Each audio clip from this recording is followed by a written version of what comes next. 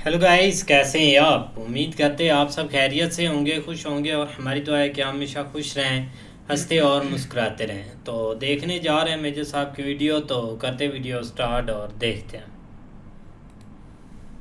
Israel अगर attack करेगा, किस प्रकार से अटैक करेगा? ये पूरा इलाका जो है, पूरा इलाका आग के लपटों में आएगा। इसराइल सिर्फ ये कह रहा है कि साहब आपने मिसाइल मारी, अब हम भी मारेंगे। इसराइल सिर्फ अपनी लड़ाई नहीं लड़ रहा, इसराइल हम सब की लड़ाई लड़ रहा। ये ऐसे जमीन के ऊपर नहीं है कि आप खुले में देख सकें, ये कई फुट जमीन के नीचे इनको प्रोटेक्ट करा गया है और ईरान ने अरबों खरबों डॉलर खर्च करे हैं ये सब चीजें बनाने के लिए। क्या इसराइल इनको ठोक सकता है? 100%। उन्होंने हैक करा था मामला इनका पहले। यही तो चीज है जिसकी वजह से ईरान दुनिया भर को ब्लैकमेल करता है। अगर इजरायलीज इस पे अटैक करें,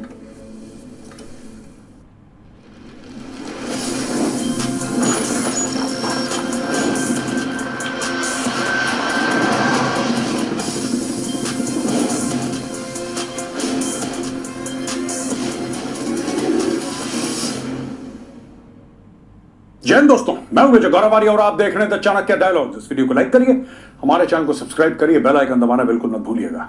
आपने स्मार्ट बोर्ड पसंद करा, सामने स्मार्ट बोर्ड है दोस्तों। और आज के वीडियो में मैं आपको यह बताऊंगा कि किस तरीके से इजराइल ईरान को अटैक करेगा। इजराइल के पास क्या क्या ऑप्शंस हैं, what are the options in front of Israel. और अगर इजराइल को ईरान को ठोकना है, जो कि ठोकेगा वो आज नहीं तो कल, नहीं तो 10 दिन के बाद, नहीं तो 1 महीने के बाद, समय और लोकेशन देख के इजराइल अटैक करेगा। कौन है जो इजराइल की मदद करेंगे, और इजराइल को अगर ठोकना है ईरान को तो कहां कहां पे वो बम गिराएगा और कैसे बम गिराएगा? क्या इजराइल में वो काबिलियत है? देखिए दोस्तों, ये तो हम डिस्कस कर ही चुके हैं कि ईरान फंस गया। ये मैंने आपको कल भी समझाया था। ईरान फंस गया है बुरी तरीके से। ईरान क्यों फंसा है? ईरान इसलिए फंसा है क्योंकि ईरान आज तक जो भी कर रहा था अपने जो टेरर ग्रुप्स थे, जो प्रॉक्सी ग्रुप्स थे, उनके थ्रू कर रहा था। राइट? हमास अटैक करो जरा, हिजबुल्ला जरा रॉकेट फायर कर रहा। तो यार, जब रिमोट कंट्रोल से आप कोई चीज करते हो ना, वो आसान होती है क्योंकि आप बैठे हैं 1000 से ज्यादा किलोमीटर दूर। You sitting more than 1000 kilometre away. आप इंसुलेटेड हैं, आपको कुछ नहीं हो रहा। प्रॉब्लम कब होती है? जब आपको खुद लड़ना पड़ता है, और खुद लड़ने में दाम जो है ना बहुत बड़ा देना पड़ता है। अब इतना प्रेशर आया ईरान के ऊपर कि उसने इजराइल के ऊपर हमला कर दिया। अब इजराइल के ऊपर हमला कर दिया, ये दूसरी बार उसने हमला करा है, मेजर हमला। पहली बार जब इस्माइल हानिया को मारा था तेहरान में, तब इन्होंने हमला करा था, राइट? और अब इन्होंने हमला करा है जब हिजबुल्लाह का लीडर नसरल्लाह मारा गया। यहां पे हाशिम सैफुद्दीन, जो उसके बाद बना था लीडर हिजबुल्लाह का, उसको भी गुड नाइट बोल दिया इजराइल ने। मारा बम, पहुंचा ऊपर सीधा, 1 सेकंड का खेल, उसको भी खत्म कर दिया। अब ये देख रहे हैं कि भाई अगले किसको बनाएंगे लीडर, अगले किसको बनाएंगे। ऐसा ना हो कि कोई बोले साहब हम तो वॉलंटियर करते ही नहीं हिजबुल्लाह की लीडरशिप के लिए, क्योंकि कुछ नहीं पता इनका, ये बावले कहां से जाके अटैक करते हैं। ये सारी चीजें हैं। अब हिजबुल्लाह के अंदर उथल पुथल चल रही है। दोस्तों, मुद्दे पे आते हैं। इजराइल अगर अटैक करेगा, किस प्रकार से अटैक करेगा? देखिए साहब, ये मैप है आपके सामने दोस्तों। ये इजराइल है, ये ईरान है, ये दिस इज तेहरान। ये दोस्तों तेहरान है, द कैपिटल ऑफ ईरान। अब इसके बीच में जो फासला दिखा रहे हैं 2349 किलोमीटर, ये बाय रोड का फासला है, ये सड़क का फासला है। लेकिन सड़क से तो जाएगा नहीं इजराइल। इजराइल वार करेगा 3 तरीके से दोस्तों। सबसे पहला वार इजराइल जो करेगा वो करेगा फाइटर से, ये इनका ऑप्शन 1 हो सकता है। सेकंड, ड्रोन, और तीसरा मिसाइल। लिखाई आप किधर है? फाइटर्स, ड्रोन्स, मिसाइल्स, ये 3 ऑप्शन है इजराइल के पास। अब दोस्तों हम ये देखेंगे कि कौन कौन सी इनकी लोकेशंस हैं जहां पे वो बम गिराएगा। आप आर्बिट्ररी, ऐसा तो नहीं कि किसी ने एक फील्ड है, एग्रीकल्चरल फील्ड है, उसके ऊपर बम गिरा दिया। अगर आप चाहेंगे हिट करना, आप किसी स्ट्रेटेजिक टारगेट को हिट करेंगे। वो स्ट्रेटेजिक टारगेट्स कौन से हैं? तो पहली चीज हथियार कौन सा होगा, और दूसरी चीज टारगेट कौन से होंगे। चलिए सबसे पहले हम हथियारों से मिलते हैं। सबसे पहला हथियार जो इजराइल इस्तेमाल कर सकता है इस जंग में, इस लड़ाई में, that is the F-35 lightning. ये हथियार दोस्तों, ये जो प्लेटफॉर्म है निहायत ही खतरनाक है और दुनिया का सबसे बेहतरीन 5th जनरेशन फाइटर जेट है। दोस्तों ये फाइटर जेट स्टेल्थ है। स्टेल्थ यानी कि ये जब फाइटर जेट उड़ता है और ईरान के रडार पे जब ये आएगा तो पूरा फाइटर जेट नहीं दिखाई देगा। ये लंबा चौड़ा 10, 15, 20, 25 जितने भी टन का है, ये इतना विंग स्पैन इसका है, खूब बड़ा, ये सब नहीं दिखाई देगा। It will be the size of a golf ball. अब आप बोलेंगे साहब ये आधे घर के बराबर फाइटर जेट, आप कह रहे हैं मेजर साहब गोल्फ बॉल। यही तो स्टेल्थ टेक्नोलॉजी है। खास एंगल होते हैं एयरक्राफ्ट के, उसके ऊपर खास पेंट लगा रहता है कि जब आप रेस थ्रो अप करें राइट अपने रडार से और वो बाउंस बैक करके आए तो पता लगा जो उसका सिग्नेचर है that is like a golf ball. ये देखिए छोटा सा वीडियो ऐसे लगेगा।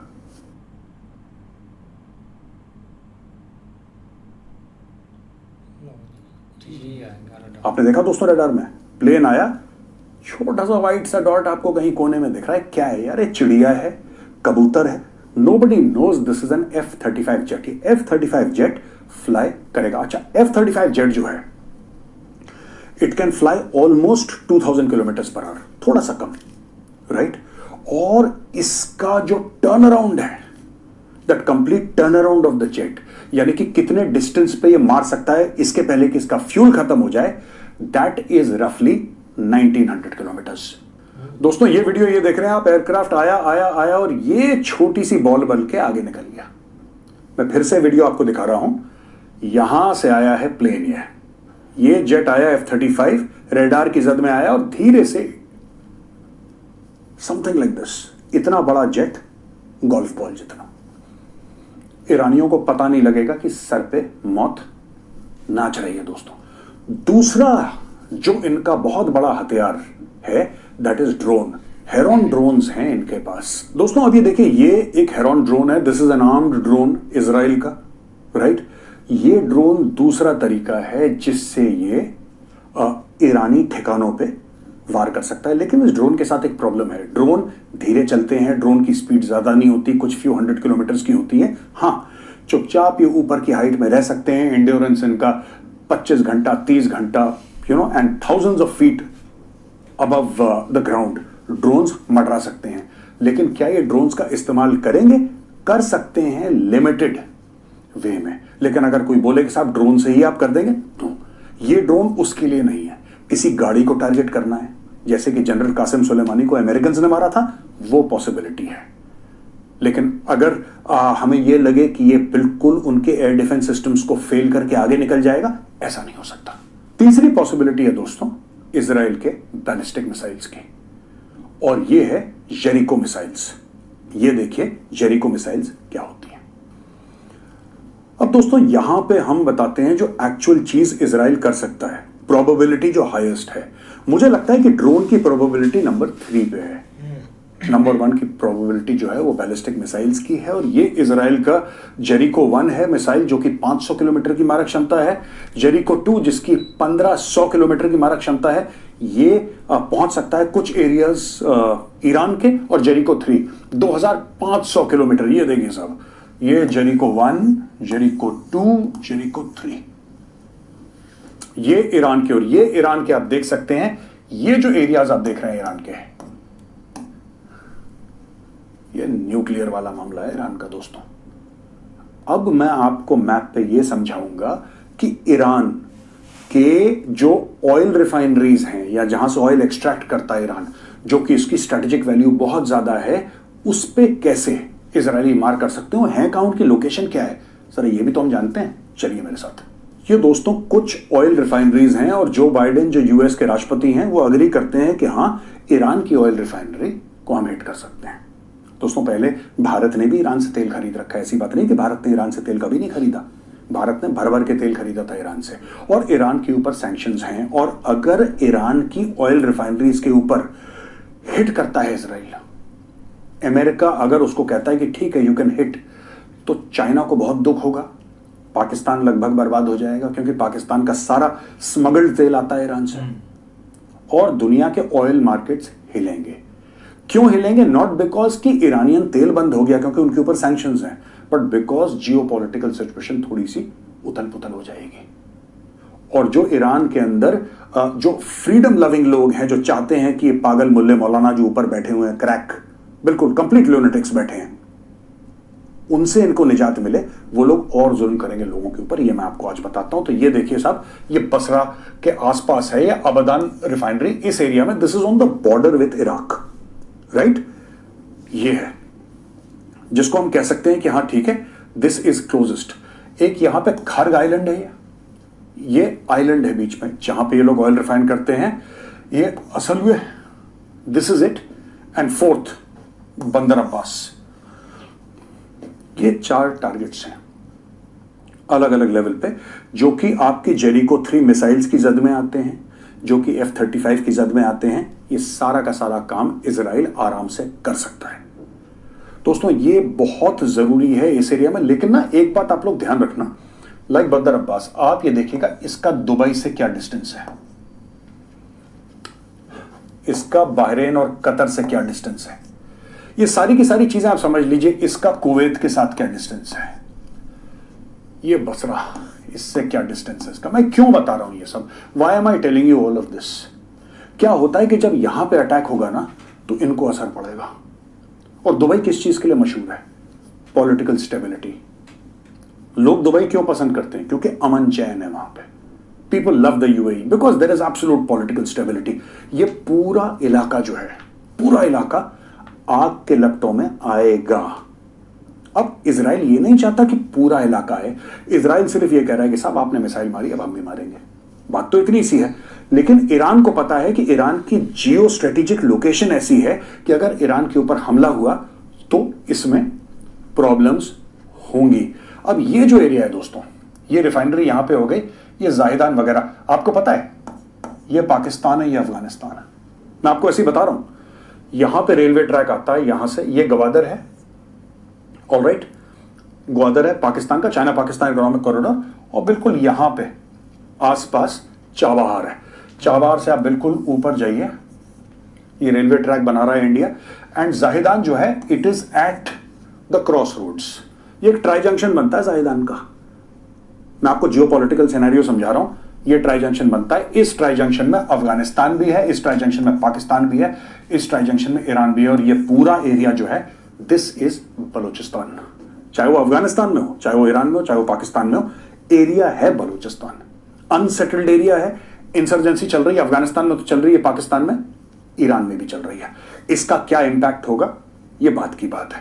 तो देखिए साहब, मैं फिर से बताता हूं आपको, अबादिंग रिफाइनरी, खड़ग आइलैंड, ये असलवे है, और ये बंदर अब्बास रिफाइनरी। ये 4 मोटे मोटे टारगेट्स हैं जो इजराइल की जद में आ सकते हैं। अब दोस्तों आपने देखा पहले किस तरीके से ऑयल रिफाइनरीज जो उनकी थी वहां पे किस प्रकार से हिट कर सकता है इजराइल।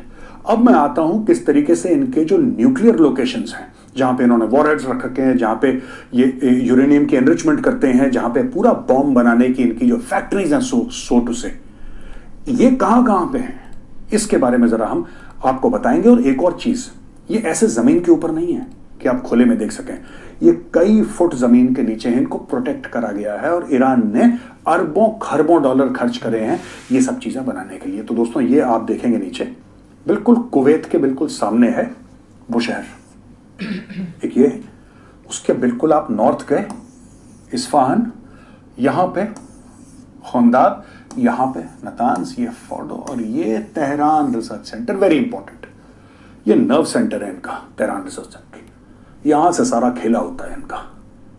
अच्छा, क्या इजराइल इनको ठोक सकता है? 100%। बैलिस्टिक मिसाइल मार सकता है, बिल्कुल। लेकिन इसमें एक प्रॉब्लम है, अगर आप बैलिस्टिक मिसाइल मारेंगे वो असर नहीं पड़ेगा।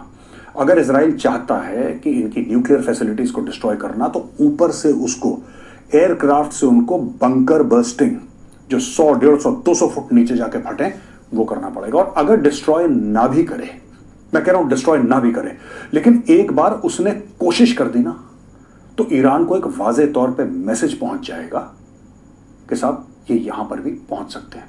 उन्होंने हैक करा था मामला इनका पहले, आपको पता है, इजराइल ने हैक कर दिया था पहले। और यहां पे पूरा जो अमेरिकन प्रेजेंस है, अगर इजराइल ने मन बना लिया कि हमें मारना है, राइट, अमेरिका कह रहा है कि ऑयल पे मार दो यार, तुम जो ऑयल रिजर्व्स है उस पे मार दो। अमेरिका कह रहा है यार इस पे करोगे मामला हाथ से निकल जाएगा। लेकिन दोस्तों यही तो चीज है जिसकी वजह से ईरान दुनिया भर को ब्लैकमेल करता है। जैसे पाकिस्तान है, पाकिस्तान को पैसे ना दो वो कहता है कि हमारा न्यूक्लियर बम फट जाएगा। पाकिस्तान भीख मांगेगा, भीख ना दो कहता है हम न्यूक्लियर हैं। अगर हम अनसेटल हो गए, अगर हम लोग डिफॉल्ट हो गए तो दुनिया में न्यूक्लियर वॉर पाकिस्तानी करते हैं ना, ऐसा वैसे ईरान भी करता है। तो ये जो ईरान के हाथ में बहुत बड़ी धमकी है दुनिया को देने के लिए, इसको हटाना जरूरी है। तो मुझे लगता है कि अगर इजरायलीज इस पे अटैक करें, it will be absolutely a wonderful message to send to the world that the nonsense of Hamas and Hezbollah will not be tolerated. Major साहब, भारत को क्या करना चाहिए? अगर आप मुझसे पूछें पर्सनली भारत को क्या करना चाहिए, मुझे ऐसा लगता है कि हमें इस मामले में we should support Israel. Israel सिर्फ अपनी लड़ाई नहीं लड़ रहा, इजराइल हम सब की लड़ाई लड़ रहा है। और ऐसा मैं क्यों कह रहा हूं? क्योंकि जो इजराइल के दुश्मन है ना, उसी मानसिकता के हमारे भी दुश्मन है। आपको क्या लगता है हमास और लश्कर तैयबा में कोई ज्यादा फर्क है? आपको क्या लगता है हिजबुल्लाह और जैश मोहम्मद के माइंडसेट में? ठीक है, शिया सुन्नी वाला मामला अलग है। क्या आपको लगता है इन दोनों के माइंडसेट में कुछ ज्यादा फर्क है? Absolutely not. दोस्तों, इजराइल सिर्फ अपनी लड़ाई नहीं लड़ रहा है, इजराइल पूरे सिविलाइज्ड वर्ल्ड की लड़ाई लड़ रहा है against these terrorists. Therefore it is important that Israel succeed.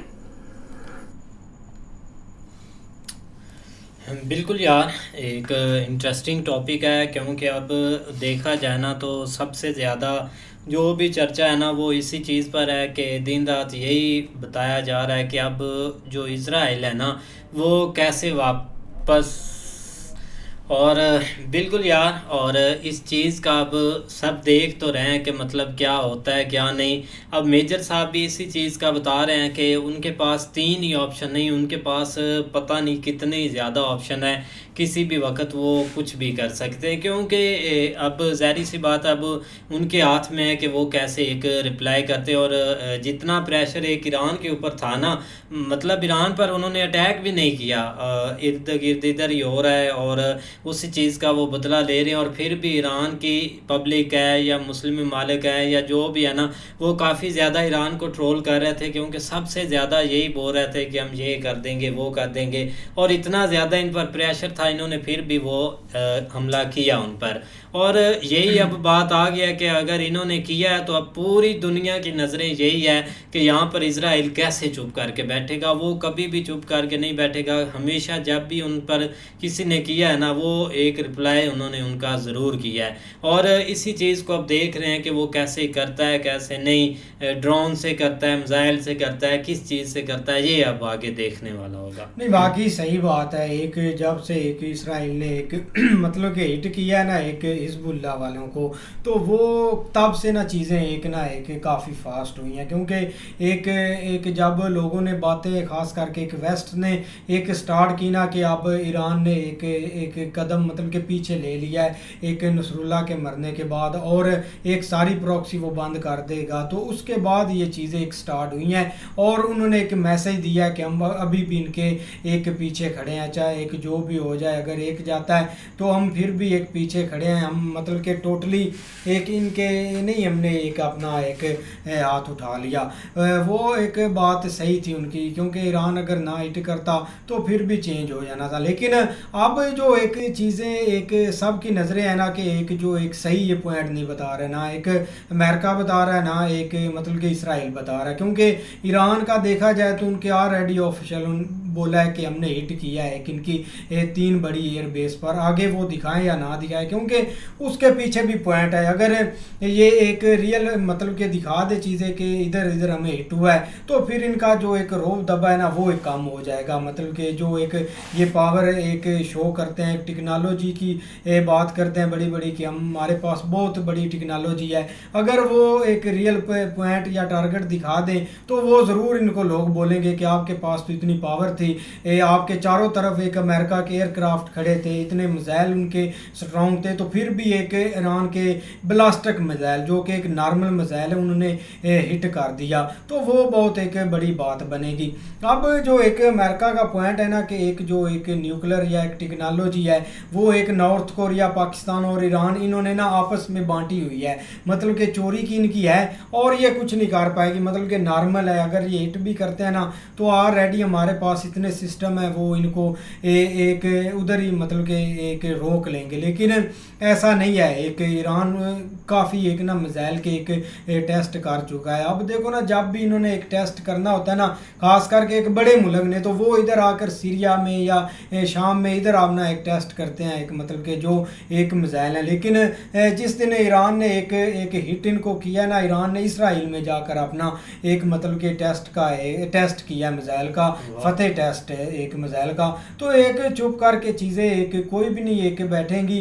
अब देखो ना अगर इस एक रीजन में एक मामला उठता है ना, अगर मतलब कि दुबई कतर एयर बेस देता है तो ईरान ने ऑलरेडी इनको धमकी दी हुई है कि अगर इधर से एयर बेस हमारे खिलाफ हुई तो हम आपको 1-2 मिनट में एक हिट करेंगे और आपका एक कख भी नहीं रहेगा। तो वो भी एक दुबई वालों और सारों को एक डर है, लेकिन देखो आगे होता क्या है इनका हाल। नहीं ऐसे ही है, लेकिन ये कि देखो ना कि उनका आज एक जो खमनी है, क्या उसका नाम खमना है लेकिन वो भाई आज लगा हुआ था, मतलब मुल्ला उनका, कि हम जो है ना वो अभी आपने या लोगों ने हमारा देखा ही नहीं है कि जो हम रिटेलिएट करेंगे ना इसराइल को, क्योंकि अभी वो कह रहे हैं कि हम एक दूसरे के एक जंग लड़ रहे हैं, लेकिन जब हमारे ऊपर आएगी ना तो फिर हम इन लोगों को बताएंगे। लेकिन दूसरी तरफ देखा जाए ना तो इसराइल की कोई समझ नहीं लग रही कि इतनी एक वो लेट क्यों कर रहे हैं, क्योंकि एक ईरान भी तकरीबन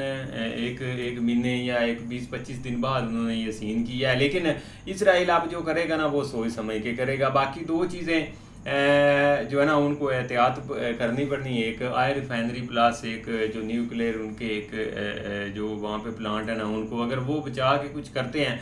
लेकिन ये कि इतना इजी यार नहीं होगा, क्योंकि आज हम सुबह ही देख रहे थे उनका जो मतलब एक दोनों की जो है ना वो मिलिट्री कितनी एक क्या क्या उनके पास चीज़ें, तो उससे लगता है कि ये कोई आसान काम नहीं है। एक ईरान के पास भी काफ़ी चीज़ें हैं, लेकिन ये कि जो एक ड्रोन वाला सीन है ना उससे आप कह सकते हैं, या जो एक अभी एक F-35 का दिखा रहा था कि जिस तरह वो रडार में आता है वो एक बॉल की शेप इख्तियार कर जाता है, तो ये चीज़ें कुछ थोड़ा सा कह सकते हैं कि कुछ एक चेंजिंग कर सकती हैं, लेकिन देखने वाला होगा कि ये कब कैसे होता है। बिल्कुल। तो उम्मीद करते हैं आपको वीडियो पसंद आएगी। अगर पसंद आए वीडियो को लाइक, चैनल को सब्सक्राइब ज़रूर कीजिएगा। मिलते नहीं वीडियो के साथ, तब तक के लिए अल्लाह हाफिज़।